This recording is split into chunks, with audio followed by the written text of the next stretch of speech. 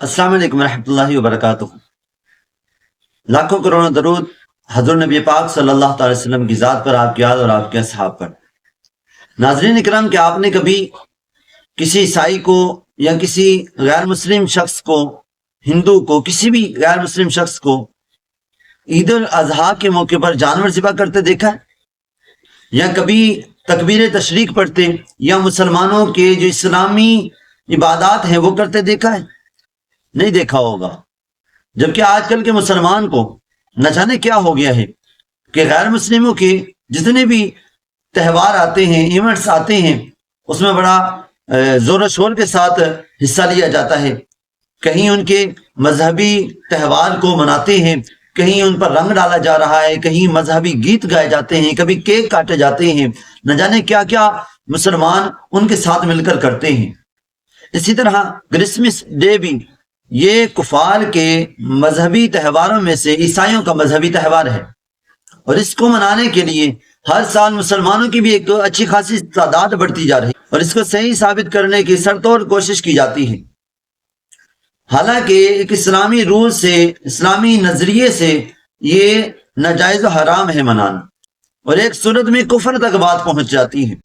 پہلی بات تو یہ ہے کہ حضرت عیسیٰ علیہ السلام کی پیدائش 25 دسمبر کو مستند دلائل کے ساتھ ثابت کر سکتے ہیں کہ یہ 25 دسمبر کو آپ کی پیدائش نہیں ہے۔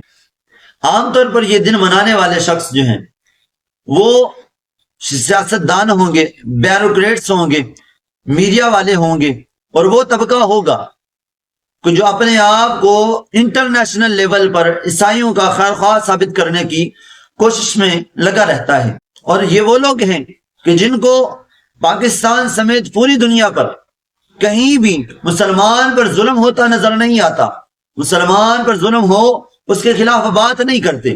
یہ تو وہ لوگ ہیں کہ جب بھی بولیں گے اسلام کے خلاف بولیں گے، مسلمانوں کے خلاف بولیں گے، کبھی مسلمانوں کی خیر خواہی میں بولتے ہی نہیں ہوں گے۔ آپ نے دیکھا بھی ہوگا غزہ میں کیا کچھ ہو رہا ہے، فلسطین میں کیا کچھ ہو رہا ہے، کشمیر میں کیا کچھ ہو جاتا ہے۔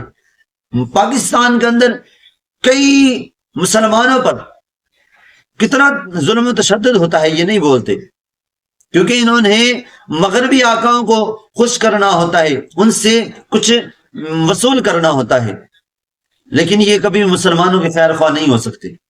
باقی رہی کہ اس دن کو منانے کی شرعی حیثیت کیا ہے، اور غیر مسلموں کے مذہبی تہوار ان کے مذہبی شعار ہوتے ہیں، اور فقہائی کرام کے نزدیک غیر مسلموں کے شعار کو اچھا جاننا یہ کفر ہے، اور اس کو اچھا سمجھ کر مبارکباد دینا یہ بھی کفر ہے۔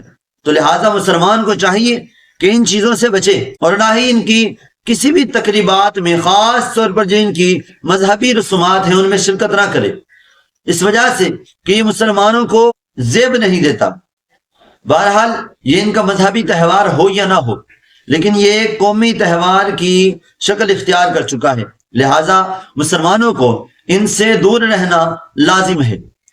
اور ان کے کسی بھی تہوار میں سے، غیر مسلم کے کسی بھی تہوار کو اس طور پر منانا کہ انہوں نے اپنا گھر سجایا ہوا ہے تو اسی طرح سیم اپنا گھر بھی سجانا، یا ان کی خوشی میں اپنی خوشی کا اظہار کرنا، ان کو مبارکباد دینا، ان کو تحفے تحائف دینا غیر شرعی کام ہے، اس سے منع کیا گیا ہے۔ حضرت ابو حفص الکبیر سے یہ حکایت کیا گیا ہے کہ اگر کوئی شخص 50 سال تک عبادت کرتا رہے اور نیروز کے دن یعنی کافروں کے مخصوص ایام میں بعض مشرکین کو وہ تحائف دے دے، اگرچہ انڈا ہی دے، تو اس نے کفر کیا اور اس کی ساری عبادات ضائع ہو گئی۔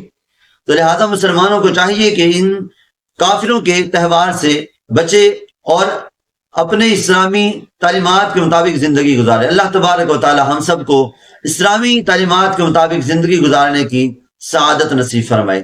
جزاک اللہ خیرہ۔ ہماری اس طرح کی نئی نئی ویڈیوز، اسلامی ویڈیوز دیکھنے کے لیے ہمارے چینل کو ضرور سبسکرائب کیجئے، اور بیل آئیکن کو بھی دبا لیجئے تاکہ ہر آنے والی نئی ویڈیوز جلد ہی آپ تک پہنچ جائے۔